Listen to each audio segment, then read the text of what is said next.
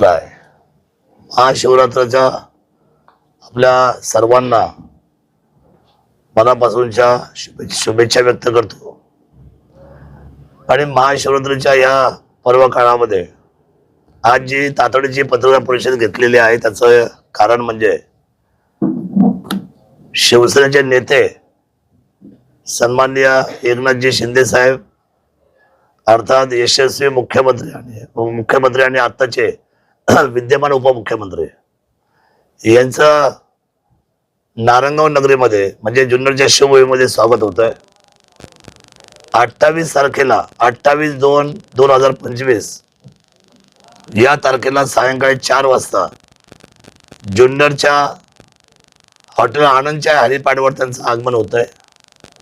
तेथून अर्धा तासामध्ये आदरणीय साहेबांचं ज्या ठिकाणी जगातला सगळ्यात उंच पुतळा छत्रपती शिवरायांचा जिथे काम चालू आहे त्या ठिकाणी ते व्हिजिट करणार आहे. त्या संबंधित पुतळ्याच्या बाबतीमधले जेवढे काही आमचे स्ट्रक्चरल इंजिनियर आहेत, कॉन्ट्रॅक्टर्स आहेत आणि शिल्पकार आहेत, ही सगळी मंडळी त्या स्पॉटवर साहेबांना त्या सगळ्या शिल्पाच्या बाबतीतली माहिती देणार आहे. आणि तिथून साहेब रायगड या ठिकाणी जिथे आपलं कार्यालय आहे त्या ठिकाणी येणार आहे. आणि तिथून मग नारंगावला मुक्ताई देवीच्या आशीर्वादाने जे प्रांगण आपलं नारंगाव नगरी म्हणून आपण ओळखतो त्या नारंगावच्या पूर्व वेशीच्या समोर त्यांची सभा होणार आहे मोठी. आणि सभेबरोबरच तिथे या संपूर्ण असलेल्या शिरूर लोकसभेचे व त्याच्यामध्ये तालुका जुन्नर असेल, तालुका आंबेगाव असेल, शिरूर असेल, खेड, भोसरी, हडपसर अशा या 6 तालुक्यांमधले फार जबाबदार आणि कर्तव्यदक्ष समाज हिताचं काम करणारे सर्व पदावरची चांगली मंडळी उद्या शिवसेनेमध्ये प्रवेश करतायत. त्यांच्या नेतृत्वाखाली स्वर्गवासी आमच्या सर्वांचं दैवत हिंदू हृदय सम्राट सरसेनापती बाळासाहेब ठाकरे, धर्मवीर आदरणीय आनंदजी दिघे साहेब, आमच्या सर्वांचा अभिमान स्वाभिमान सन्माननीय साबरीबाई शेठ, तर या सगळ्यांचं नेतृत्व घेऊन जे आम्ही मंडळी काम करतो इतका वर्ष, तर त्या नेतृत्वाचा विचार आणि त्या नेतृत्वाची असलेली सर्वसामान्यांची भावना लक्षात घेऊन उद्याच्या महाराष्ट्राच्या राजकारणामध्ये ह्या जिल्ह्याचं दमदार पाऊल शिवसेनेच्या दिशेने आम्ही सगळी मंडळी एकजुटीच्या जोरावर टाकणार आहोत.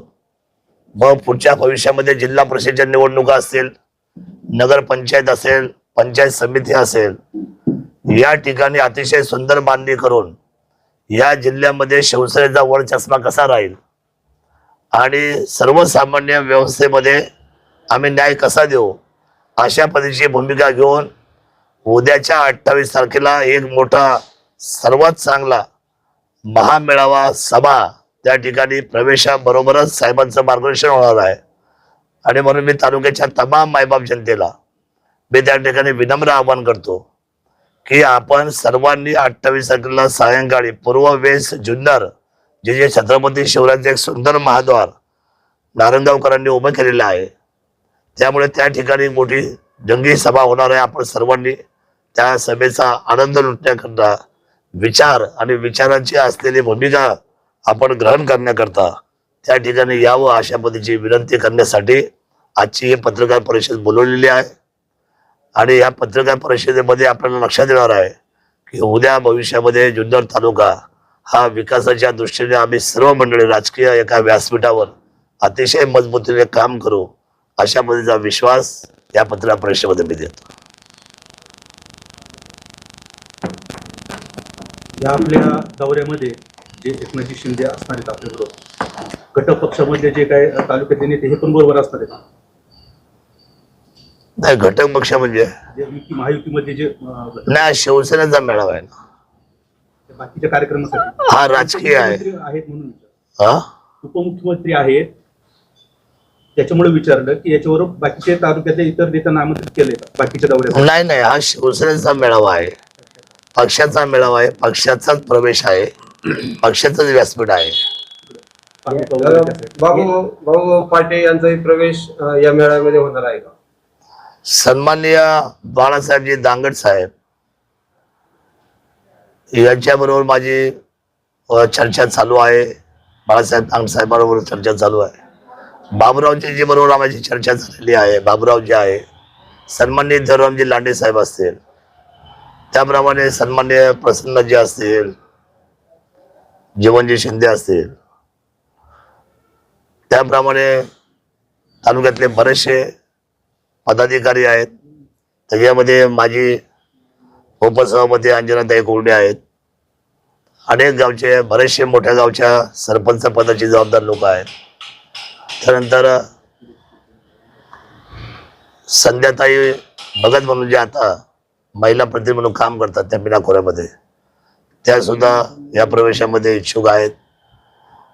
जुन्नर शहराचे बरेचसे नगरसेवक आहेत. आज 5 वाजेपर्यंत, सायंकाळी 5 वाजेपर्यंत ही संपूर्ण लिस्ट आयडेंटिफाय होईल. आंबेगावच्या लिस्ट येतील, शिरूरच्या लिस्ट येतील, खेडच्या लिस्ट येतील. खूप चांगली चांगली पदावरची माणसं शिवसेनामध्ये पूर्व पदावर काम करायला तयार झालेले आहेत. कारण धनुष्यबाण हा आमच्या दृष्टीने अतिशय महत्वाचा पाठ आहे.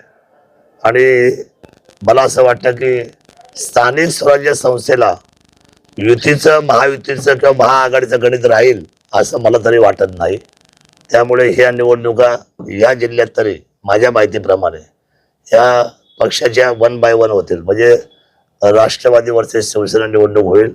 बाकीच्या वरच्या सगळ्या युती आणि आघाडीच्या निवडणुका या राज्य स्तरावर किंवा केंद्र स्तरावर होतील. कारण कार्यकर्त्याला एक वेगळा स्कोप मिळतो या खालच्या निवडणुकीमध्ये. त्यामुळे संघटना महत्वाची असतात. संघटना बांधणं ही आमची जबाबदारी आहे. बाबूरावजी आणि त्यांचे सगळे मित्रपरिवार, बाबूरावजी पण माझी ओझरची चर्चा झालेली आहे, पण त्यांच्यावर अजून लिस्ट मी अजून आयडेंटिफाय केले. पण त्यांचा आज सगळा मोठा मित्रपरिवार आपण नारायणगावचा पाहतो इथं बसलेला. तर आज संध्याकाळी 5 वाजता सगळ्यांची लिस्ट आयडेंटिफाय होईल आणि त्यानंतर 28 तारखेला सर्वांचे प्रवेश होतील. शिवसेनेत प्रवेश आहे? हो, माझा सुद्धा शिवसेनेत प्रवेश होणं बाकी आहे. कारण का तर निवडणुकीच्या तोंडावर माझी अकलपट्टी झालेली होती. महायुतीच्या उमेदवाराला ब्रेक दिल्यामुळे किंवा त्यांच्या समोर लढल्यामुळे पक्ष विरोधी कारवाई म्हणून माझ्या कारवाई झाली होती. त्यामुळे संघटना बांधता मला आली नाही. आज निवडून आलो अपक्ष, तरी मला पक्ष सांगता आला नाही. परंतु मला सन्माननीय एकनाथजी शिंदे साहेबांनी माझ्या निवडणुकीच्या विजयानंतर मला हेलिकॉप्टर पाठवलं. महाराष्ट्राला तुम्ही 75 वर्षांनी पहिला आमदार असेल की ज्याची दखल पक्ष संघटनेने, पक्ष नेत्यांनी घेतली. मला सन्मानपूर्वक मुंबईला बोलवलं. मी महायुतीला पाठिंबा देखील दिला. आणि आज माझा मात्र उद्या 28 तारखेला पहिला माझा प्रवेश होतोय आणि मग माझ्या सगळ्या सहकार्यांचा प्रवेश होतो. ही वस्तुस्थिती खरी आहे. करणाऱ्यांचा आकडा किती आहे साधारणपणे? साधारण 400 लोकांचा आकडा असेल. मी टेंटेटिव्हली फिगर जुळवलेली सगळी जिल्ह्यातली, सगळ्या तालुक्यामधली. ते 400 लोकांचा, प्रमुख लोकांचा. पक्षात प्रवेश होतोय त्या पक्षाचे तालुका प्रमुखही पत्रकार परिषदेला नाही. काय म्हटले? तुमचा ज्या पक्षात प्रवेश होणार आहे, हा. पक्ष तुम्हाला पक्षात सामावून घेणार आहे, ते पक्षाचे तालुका प्रमुख पत्रकार परिषदेला नाही. हा जो पक्ष जो आहे, हा पक्ष आता बांधणीच्या निमित्ताने ह्या जिल्ह्यामध्ये नवीन पदार्पण करतोय. आता इथे सगळी जी पुणे जिल्ह्यातली सगळी पदं आहे ही फ्रीज केली गेलेली आहे. मी तुमच्याच माहितीसाठी सांगतो, पक्षाने ही सगळी ऍक्च्युली ब्लॉक केलेली आहे. आता ही पुनर्जीवित होतील, नव्याने ताकद दिली जातील. मला सुद्धा जबाबदारी मोठी दिली जाईल. कदाचित 1 जिल्हा, 2 जिल्हा, 3 जिल्ह्याची जबाबदारी सुद्धा पक्ष माझ्यावर देऊ शकतो. कामाची तुमची कशी कॅपॅसिटी त्याच्यावर अवलंबून आहे. आता तरी ह्या पुणे जिल्ह्यामध्ये सगळी पदं ही फ्रीज झालेली आहे. तुमची सगळ्यांशी चर्चा चालू आहे पक्ष देण्यासंदर्भामध्ये. शेजारी नारायणगावचे उपसरपंच त्यांच्याशी चर्चा चालू आहे का? त्यांचं ठरलंय धनुष्यबाण हातात घ्यायचं? नाही, धनुष्यबाण हातात घ्यायचं ठरलंय, परंतु त्यांचं जे टीमवर्क आहे त्यांचं सगळ्यांचं आता एकत्र बसून काल त्यांची एक प्राथमिक बैठक झाली काल. त्याच्यामध्ये 2 मुद्दे होते. एक म्हणजे शिवजयंतीची बैठक होती उद्याच्या तिथीप्रमाणे येणारी, जी तिथीप्रमाणे शिवजयंती बाळासाहेब ठाकरे यांना अपेक्षित होती, किंबहुना आदरणीय अटल बिहारी आणि या सर्व मंडळींना अपेक्षित होती. तर तिथीचा जो सातत्याने जो उपक्रम घ्यायचा नारायणगावकरांनी जो सातत्य ठेवून जो शिवजयंतीची कायमस्वरूपी चालू ठेवलेली आहे, त्यांचं तर मला कौतुक केलंच पाहिजे. पण त्या बरोबरीने त्यांनी हा पण विषय घेतला की आता निवडणुका पण आहेत. लोकसभा विधानसभा संपल्या. लोकसभेचा मूड वेगळा होता लोकांचा, विधानसभेचा मूड वेगळा होता. आणि राजकारणामध्ये हे सगळ्या गोष्टी शिस्तांतर होत राहतात. त्यामुळे आता आपण त्या वरच्या पकडे बघून किती एकमेकांपासून दूर राहायचं. खरं तर आम्ही एकमेकांसोबत काम केलेले आयुष्यभर ना, आपण एक म्हणजे साथीदार आहेत, आम्ही सगळे एकमेकांचे सुखदुःखाचे साथीदार आहोत आम्ही सगळे मंडळी. तर आम्ही ठरवलं की एका प्लॅटफॉर्मवर यायचं. म्हणजे मला पण आज प्लॅटफॉर्म नाहीये, मी पण शिवसेनेच्या प्लॅटफॉर्मवर येतोय, ही सुद्धा सगळी मंडळी शिवसेना प्लॅटफॉर्मवर येत आहेत. मला बाबूरावजींनी सांगितलं की आपण एकत्र काम करूया, काही हरकत नाही. आणि मग आता ते आज 4 वाजेपर्यंत त्यांची सुद्धा लिस्ट आयडेंटिफाय होईल. शेवटी विचारल्याशिवाय तर कोणाला प्रवेश घेता येत नाही. त्यामुळे ते सगळ्यांशी आपला सुसंवाद करतील आणि एक लिस्ट त्यांची फायनल होईल तालुक्यातले. नाही बघा, मातोश्री मला बोलवून झालं नाही, पण बाळासाहेब दांगटांची जेव्हा अकलपट्टी झाली तेव्हा बाळासाहेब म्हटले होते की आम्हाला शिवसेनेच्या विचाराचा आमदार हवा आहे या शिवभूमीला, आणि तुम्ही आम्हाला ज्यांचं काम करायला सांगतायत तर ते शिवसेनेच्या पथडीमध्ये तयार न झालेलं व्यक्तिमत्व आहे. त्यामुळं मला स्वतंत्र आहे, मी माझं काम करेल, मी शरद सोरेंना आमदार करेल आणि आमदार झाल्यानंतर मी त्यांना मातोश्रीवर घेऊन येईल. पण तो त्यांची पण अकलपट्टी झाली त्याच्यानंतर, हे सगळं बोलल्यानंतर सुद्धा. पण त्यामुळं मातोश्रीकडे जायचा काही विषय कुणाचा पुन्हा आला नाही चर्चेमध्ये. पण मातोश्री आम्हाला वंदनीय आहे आयुष्यभर, कारण ती बाळासाहेबांची मातोश्री, आपल्या सर्वांची मातोश्री आहे. मातोश्रीबद्दल आम्हाला सर्व प्रचंड आदर आहे आमच्या सर्वच मंडळीला, महाराष्ट्राच्या तमाम शिवसैनिकांना. शिवसेनेत प्रवेश झाल्यानंतर मला मंत्रिपद मिळणार आहे का? नाही बघा, शब्द वगैरे दिले का? एक गोष्ट निश्चित आहे की शरद सोरेंचं व्हॅल्यू कॅल्क्युलेट करता येणार नाही, परंतु शिवनेरीचं व्हॅल्यू या महाराष्ट्रामध्ये फार मोठं आहे. आणि शिवजन्मभूमीला अजूनपर्यंत म्हणजे जेवढी सरकार येतात आणि जातात ते छत्रपती शिवरायांच्या नावाने येतात, प्रस्थापित होतात. राज्यकारभार आम्ही शिवरायांच्या विचाराने करू असं म्हणतात, पण शिवरायांच्या जन्माच्या ठिकाणाला अजूनपर्यंत मंत्रिपद मिळालं नाही. हे ज्यावेळेला मी अधोरेखित केलं विधिमंडळामध्ये त्यावेळेला ती गोष्ट त्यांनी मान्य केली आणि ते म्हटले की पहिला टप्पा हा होऊन जाऊ द्या, दुसऱ्या टप्प्यामध्ये आपण शिवनेरीला मंत्रिपद देऊ. आता शरद सोरेन हातातला एक म्हणजे नावाचा घटक आहे फक्त, पण ते शिवनेरीला सन्मान मिळाला अशी मला खात्री आहे उद्याच्या 2 वर्षांनी. बाबू भाऊ, तुमचं ठरलंय का की नंतर विचार बदलेत? नाही, विचार काय बांधायचे म्हणजे ठरलंय ना, आता समोर बसलोय, आपल्या सगळ्यांना बोलवलंय. मीच मला वाटतं कदाचित कधी नंतर असं म्हटलं जातं एक अशीच विचारांची बैठक होती आणि त्याच्यानंतर आम्ही आमचा विचार बदलला, असं होणार नाही. असं नाही होत. ह्या जे तुम्ही जो प्रवेश करणार आहे हो. त्या पुढे या पंचायत समिती किंवा जिल्हा परिषद निवडणुका डोळ्यासमोर ठेवून प्रवेश करतो. पंचायत समिती, झेडपी, आता आपण 2.5 वर्ष आले बघतोय की आता होती, मग होती की नाही मला माहित नाही. पण तू काम करताना तर शरददादा आमदार झाल्यानंतर 2ऱ्या-3ऱ्या दिवशी मी जेव्हा भेटायला गेलो त्यावेळेस त्याच्यानंतर दादांची जेव्हा चर्चा झाली, आमची बैठक झाली, तेव्हा ते म्हणत होते की आपण सगळे मिळून आता एकत्र काम करायला हरकत नाही. जे झाले ते मागं, अर्थात मोठ्या मानाने त्यांनी, कारण मी विरोधात काम केलं त्यांच्या, मोठ्या मानाने त्यांनी आम्हाला सन्मानपूर्वक वागणूक द्यायचं सांगितलं की तुम्हाला सन्मानपूर्वक वागणूक करून आपल्याला तालुक्याला एक वेगळी दिशा द्यायची. आणि त्या माध्यमातून आपण सगळेजण अनेक वेळा आपण ते पण शिवभक्त आहेत, आपण सगळे शिवभक्त आहोत, आणि त्या माध्यमातून जर एकत्रित काम केलं गेलं तर एक चांगलं काम उभं राहू शकतं असं दादांनी मानलं. आमचे बिंदी साहेब होते, आमचे राजू भाऊ कोल्हे होते, या दोघांनी पण त्यामध्ये खरं तर जास्तीचा वाटा या दोघांचा आहे. या दोघांच्या आणि या सगळ्याच टीमचं मग आम्ही सगळ्यांनी चर्चा केल्यानंतर आम्ही ठरवलं की नारायणगाव मोठं गाव आहे, आज वाढतंय, विस्तारतंय. मला वाटतं आपल्या पूर्ण जुन्नर तालुक्यामध्ये आपल्या एवढा प्रगतीची वाढ कुठंच नाही. मग हे सगळं करत असताना आपल्याला विकासासाठी सुद्धा जो निधी लागणार आहे त्या संदर्भात सुद्धा चर्चा झाली, आणि त्या माध्यमातून खरं तर सारख्या विचाराची माणसं एकत्र काम करणार असतील तर एक निश्चित स्वरूपात काम चांगलं उभं राहू शकतं. ह्या माध्यमातून शरददादांबरोबर जायचा निर्णय आम्ही सगळ्यांनी आता घेतलाय. पक्षाबरोबर जायचा निर्णय घेतलाय, शिवसेनेबरोबर जायचा. बाबू, किती साथीदार आहेत आपल्या सगळेच आहेत, नारायणगाव? सगळेच आहेत. जे बरोबर काम करतात ते सगळे बरोबर येणार. त्या विधानसभेमध्ये जे चित्र दिसलं होतं ते चित्र पुढं म्हणजे त्याच्यातलं ते साम्य झालं का तुमचं? जे विधानसभेमध्ये तुमच्या 2 गट झाले होते, काही जण सत्तेशी शेतकऱ्यांच्या मागे होते तर काही दादांच्या मागे होते. नाही, आता सगळे दादांबरोबर काम करतात. हो, मेळाव्याची जबाबदारी कोणाकडे आहे? मेळाव्याची जबाबदारी सगळ्यांवरच आपल्या. तुम्ही घेतलेली हो, आहे? आहेच ना. नाही, दादा दादा बघा, मेळाव्यात ते पक्ष, ते आता आमदार साहेब आहेत, मेळाव्याची जबाबदारी त्यांची जरी असली तर नारायणगावमध्ये मेळावा होतोय आणि त्या माध्यमातून आपल्याला ते सगळ्यांनी मिळून काम करावं लागेल चांगलं. दादा, पत्रकार परिषदेचा हातवरचा विषय बाजूला ठेवून एक प्रश्न करतो, जो जनमानसाचा प्रश्न आहे. तुम्ही 24 तास लोकांना उपलब्ध होता, जनतेने तुम्हाला आपला माणूस म्हणून एक उपाधी दिली आहे. मात्र निवडणुकीनंतर ते चित्र थोडंसं बदलल्यासारखं दिसतंय. तुम्ही फोन नाही उचलत किंवा लोकांना उपलब्ध होत नाही अशी एक जनमानसातून तक्रार येते, याबाबत काय सांगा? नाही, मला असं वाटतं की मी आजही तेवढा सुस्त आहे, पण आता कामाचा लोड वाढलाय आणि निवडून आल्यानंतर सर्वांचेच प्रश्न जे मागच्या 5 वर्षामध्ये जास्त वेटिंगला होते, तर त्यांचा ताकद आहे की दादांनी तातडीने आम्हाला भेटलं पाहिजे. पण ठीक आहे, त्याच्याशी हळूहळू जसे दिवस पुढे जातील, कारण मी निवडून आल्यानंतर लगेच तातडीने हिवाळी अधिवेशन लागलं, त्याच्यामध्ये 3 आठवडे गेले. त्यानंतर आपल्याला कल्पना आहे की हे शिवजयंतीचे महोत्सव आलाय, त्यानंतर आता दुसरा शिवजयंतीचा महोत्सव येतोय आणि ह्या सगळ्या कामकाजामध्ये मलाही थोडंसं या सगळ्या गोष्टी नीटनेटक्या करायला किंवा पक्ष बांधणी करायला किंवा वरती पक्षाला वेळ द्यायला थोडासा माझा हा पूर्वनियोजित वेळ माझा त्याच्यामध्ये खर्च होतोय. म्हणून सारखं उठून जे 7 ते 2 लोकांमध्ये होतो, त्याच्यातला काही भाग माझा प्रशासनामध्ये आता खर्च व्हायला लागलेला आहे. पण हरकत नाही, ज्या गोष्टी थोड्याफार बोलल्या जातं की दादा आता पहिल्यासारखे भेटत नाही किंवा त्यांचा फोन घ्यायला थोडासा उशीर होतोय, तर हे तक्रारीची मी नोंद घेतलेली आहे. असं नाही की त्याची नोंद घेतलेली नाही, पण मी जनतेपासून खूप फार काळ त्यांच्या फोनपासून लांब राहू शकत नाही.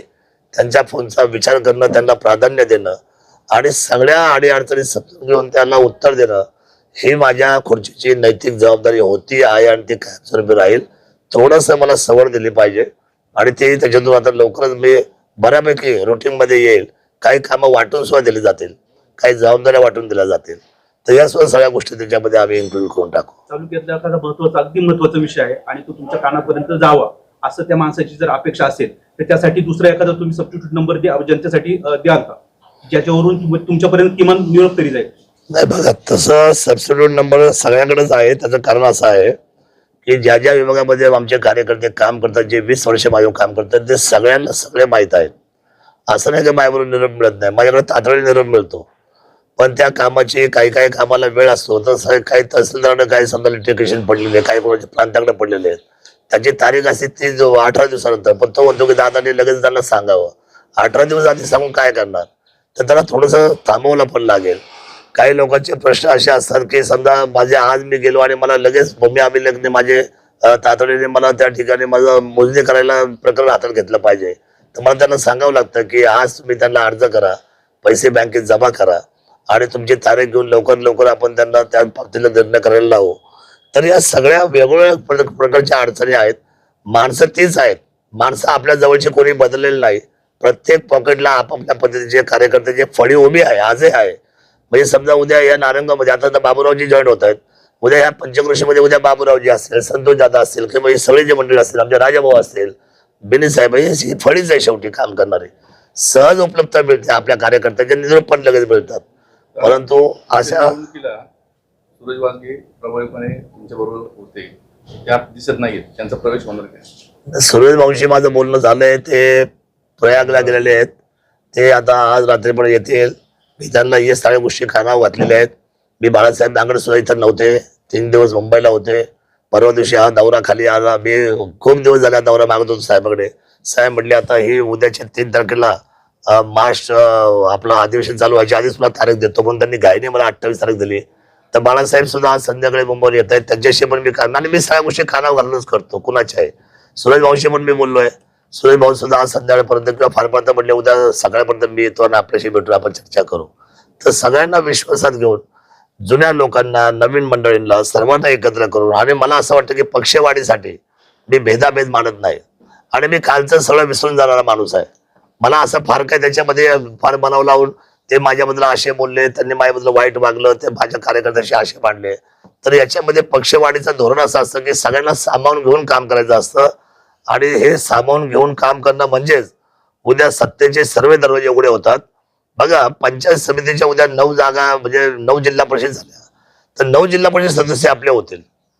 जर त्याच्या खाली पंचायत समिती लढवायच्या पर्यंत 18 पंचायत समिती सदस्य आपले होतील.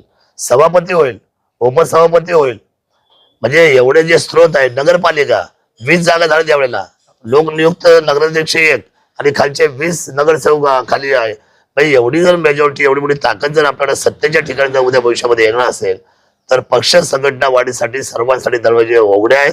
किंतु परंतु करून आम्ही कुणालाही त्या ठिकाणी नाव उमेद करणार नाही. शेवटी बाळासाहेब ठाकरेंचा मंत्र आहे की शिवसैनिकच या संघटनेचा आत्मा आहे आणि मी शिवसैनिकांना मानणारा एक छोटा कार्यकर्ता. विघ्नरची निवडणूक लागलेली आहे, त्या प्रक्रियेमध्ये आपले काही तुमचे समर्थक किंवा तुम्हाला मानणारे काही लोक उभे आहेत. असं बोललं जातं की तुमचं त्यांना इनडायरेक्टली सपोर्ट आहे, त्या काय असं तुमची भूमिका? बघा, मला जर तर आणि पडद्याच्या मागचं मला राजकारण फार काही करता येत नाही, परंतु आता विद्यमान चेअरमन यांनी स्वतःचे पॅनल डिक्लेअर केलेले आहेत. बाकीची जी सगळी लोक उभी आहेत ते मला जाणतात, ओळखतात. मी आमदार असल्यामुळं जे त्यांच्याकडून एकवेळी डिक्लेअर झाली त्याच्यामध्ये सुद्धा आमचे बरेचसे नातेवाईक आहेत, ओळखीचे आहेत, संबंधित आहेत. परंतु एक गोष्ट सांगतो की चेअरमन यांनी जे पॅनल डिक्लेअर केले त्यांना माझी विनंती राहणार आहे, शेतकरी संघटनेला एक दिवस बैठक करून जर आपण सगळे बसलो आणि त्याच्यातून समजा जर एखाद दोन समजा उमेदवारांचं जर पुढे मागे जर करता आलं तर मला असं वाटतं की निवडणूक बिनोद व्हायला सोपी जाईल, असं माझं तरी ठाम मत आहे. त्यामुळे मी त्यासाठी प्रयत्न करेल उद्याची 28 तारीख संपल्यावर. शेवटचा प्रश्न आहे, मे महिन्यामध्ये पाणी टंचाईचा झळा जाणवण्याची शक्यता निर्माण झालेली आहे. त्या दृष्टिकोनातून जुन्नर तालुक्यातील धरणांचा पाणी साठ्याचं कसं नियोजन केले व काय तुमच्या डोक्यात आहे? धरणाचं पाणी साठा नियोजन अतिशय सुंदर आहे. 1972 नंतर एक दुष्काळ पडला होता माझ्या काळामध्ये, पण त्यावेळेस सुद्धा आपण लोकांची साथ सोडली नाही, पाणी कमी पडून दिलं नाही. परंतु आज मात्र पाणी मुबलक आहे. पाण्याचं नियोजन सुद्धा आपण चांगल्या पद्धतीने केलंय. इथून पुढे अजून 2 रोटेशन होईल. एक रोटेशन आता पिंपळगाव जोगाईचं आजपासूनच चालू होणार आहे. कोकणीचं ऑलरेडी पाणी चालू आहे आणि पाणी साठा चांगला आहे. फक्त पुढच्या वेळेला आपल्याला 2 गोष्टी कराव्या लागेल. ज्या लिकेजेस आहेत त्यासाठी आपल्याला दुरुस्तीसाठी फंडिंगची आवश्यकता आहे, त्यासाठी मी कालच्या बैठकीमध्ये बोललोय. आणि दुसरी गोष्ट अशी का धरणं जन्माला आल्यापासून त्यातलं एकही गाळ काढला नाही, म्हणजे एक बादली सुद्धा गाळ निघला नाही. त्यामुळे आपली जी पाण्याची क्षमता जी आहे ती क्षमता आपल्याला फसवी आहे सध्या. त्यामुळे त्याच्यातून जर बाहेर पडायचं असेल तर तातडीने या मे महिन्यामध्ये आपल्याला गाळ उपसा करावा लागेल. त्याची सुद्धा परवानगी मी शासनाकडे मागितली. शेतकऱ्यांना पाणी मिळेल? 100% मिळणार, दरवर्षी मिळतं, मिळणार नाही. दादा, महाराष्ट्राकडनं येणारे जे जुन्नरमध्ये प्रवेशद्वार झाले त्याच्या काही फारशा सकाळी अचानक पडल्या, अपघात होता संबंधित ठेकेदारावर कारवाई करणार आहे. ते माहिती घेऊन त्या ठिकाणाशी बोलणार आहे. वास्तविक आता काय कोणी काम केलं, कुठल्या काळात झालं, आता मला त्यांच्या दोष आरोप ठेवायचे नाहीत. पण ते शिवभूमीसाठी ही गोष्ट आपल्या सर्वांना लाजिरवाणी आहे आणि कुठल्या कॉन्ट्रॅक्टरने शिवभूमीचा आपला आम जाणार नाही याची काळजी घेतली पाहिजे. तसे मला दोन्ही विषय ते आवडले नाही बनवलेल्या. म्हणजे एक मोठ्या साहेबांच्या काळामध्ये झाली, इकडे पूर्वेची वेस महाद्वार, म्हणजे कशी देखणी व्हायला पाहिजे होती, पण ती कशी बनवली मला काही डिझाईन मला ते आवडलेलं नाही. मी ते रिस्टोर करायचा निर्णय केलेला आहे. आणि पलीकडची वेस आत्ता बनवली पण ते काय फार काळ टिकलं असं मला वाटत नाही. म्हणजे या जेव्हा तुमच्याकडे कोणतीही खुर्ची येते तर त्या खुर्चीतून अशी दूरदृष्टी पाहिजे का तुम्हाला 100% त्याचं उत्तर मिळालं पाहिजे कामाचं, आणि त्या कामाचं उत्तर म्हणजे दर्जा. आता जसं इथे आपण शिवरायांचा पुतळा उभा करतोय तर मी गॅरंटेड लोकांना सांगितलं की 500 वर्ष या पुतळ्याला बिलकुल सुद्धा धक्का लागणार नाही, गॅरंटेड बोललेलो आहे. 500 वर्ष.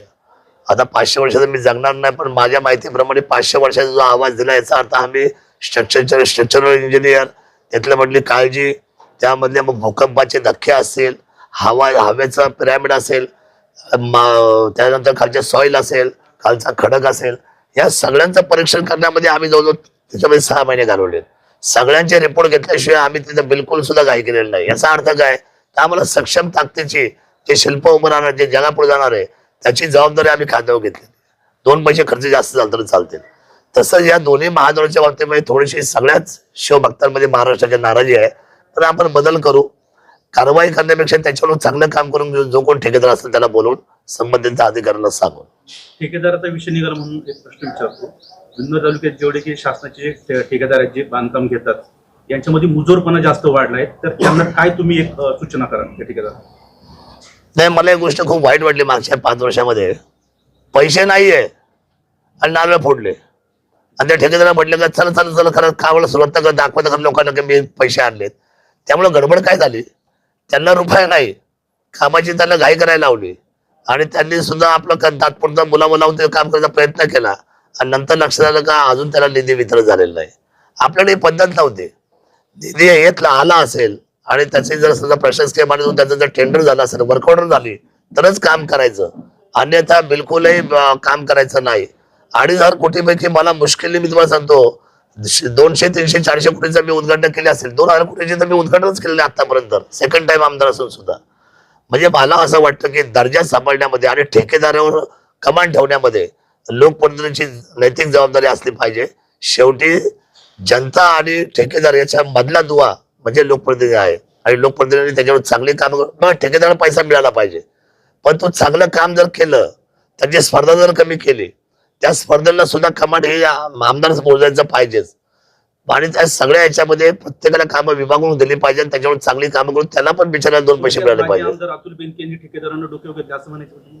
नाही, डोक्यावर घेतले की नाही हे म्हणण्यापेक्षा त्यांची कमांड राहिली नाही. त्यांनी कमांड न ठेवल्यामुळे रस्त्याची अतिशय दुरवस्था आहेत. काल केलेले रस्ते उखडतायत, परवा केलेले रस्ते उखडतायत. माझ्या रस्त्याला 10-10 वर्ष झाले, तुम्ही कुठलेही रस्ते आमचे बघा.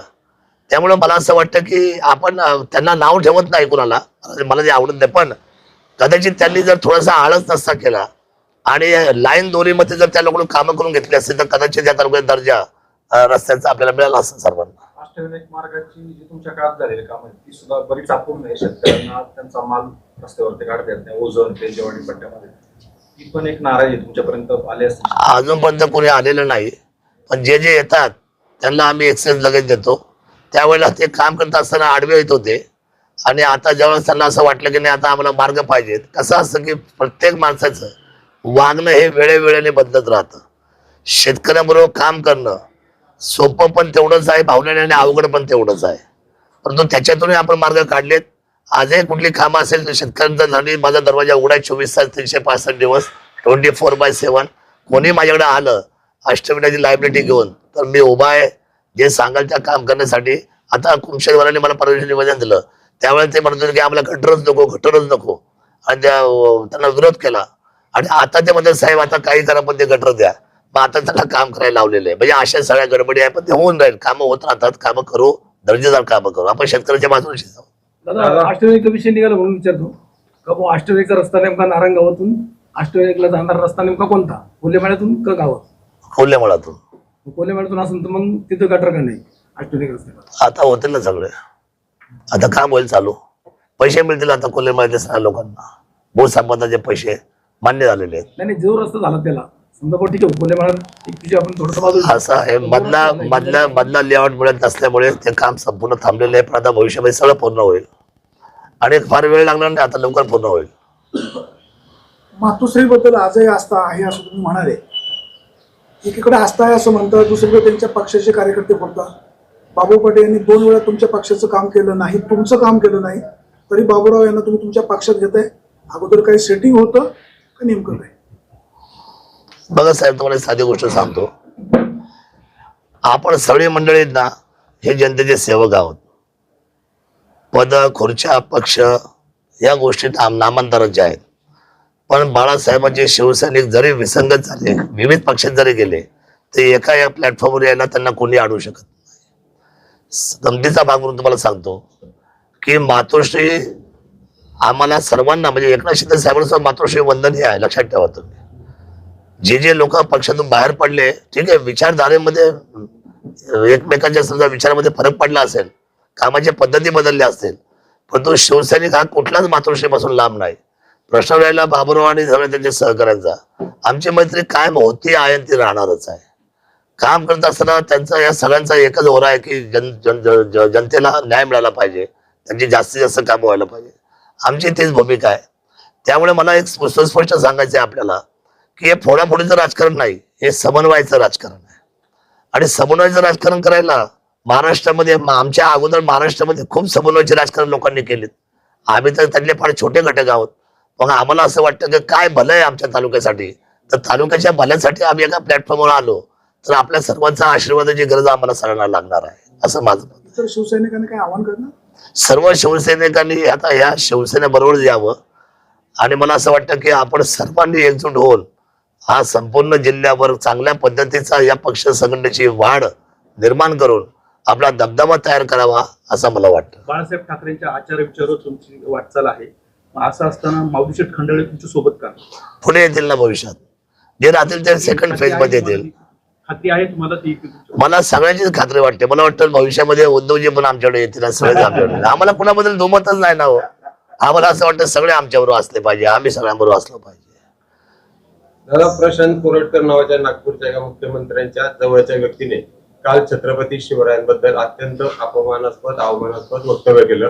काल सर्व चॅनेलला त्या संदर्भातल्या बातम्या चालू होत्या. आपली भूमिका काय? उद्याच्या विधिमंडळामध्ये हा महाराष्ट्राचा ज्या पद्धतीने शिवभूमीचा एक आवाज म्हणून माझ्याकडे पाहिलं जातं, तर मी आपल्याला अतिशय प्रामाणिकपणे सांगतो की उद्याच्या असलेल्या विधिमंडळामध्ये हरकतीच्या मुद्द्यावर, म्हणजे पहिली हरकत बोटवर करून आणि अध्यक्षाला सांगणार की त्याच्यावर सभागृहात तुम्ही अर्जंट करा आणि हा मुद्दा पहिला घ्या की ज्यांचा जन्मही झाला नाही त्या काळामध्ये त्यांना काय अधिकार आहे या सर्व महापुरुषांना बोलवायचा. इथून पुढे कायदा करा, जो कोणी असलेल्या महापुरुषावर बोलेल त्याला कुठलेही सबब न सांगता त्याला किमान कमीत कमी 1 वर्षाचा कारावास व्हायला पाहिजे. हा कायदा करायला हवा आम्ही, आणि मी फार आग्रही राहणार आहे. त्याला संरक्षण दिलं जाते राज्य सरकारकडून. कायदा केल्यानंतर कोणाला संरक्षण मिळणार नाही. कायदा करायला आम्ही सगळे आमदार आता सहभागी होऊ आणि कायदा करायचं कोणी असू द्या. उद्या कुठलाही माणूस ज्याचा जन्मच नाही, आता 400 वर्षापूर्वी छत्रपती शिवरायांचा जन्म, आता छत्रपती शिवरायांचा कार्यकाळ ज्या बाबाला माहितच नाही त्यांनी छत्रपती काय बोलावं? महापुरुषा बोलायचा अधिकार दिला कोणी? तुम्ही निषेध करणार का ते? निषेध नाही, कायदा करून सगळ्यांना आतमध्ये घालणार. जा सगळ्यांनी आतमध्ये 1 वर्ष कारावास करा. म्हणजे यापुढे महापुरुषांविरुद्ध जर कोणी जर बोललं तर त्यांना तुम्ही कायदा करावा लावा. आपण कायद्याचं विधिमंडळ आहे ते. कायद्याच्या विधिमंडळाचा कायदा पारित झाला रे झाला की त्या सगळ्या लोकांना आतमध्ये घालू. धन्यवाद. जय शिवराय.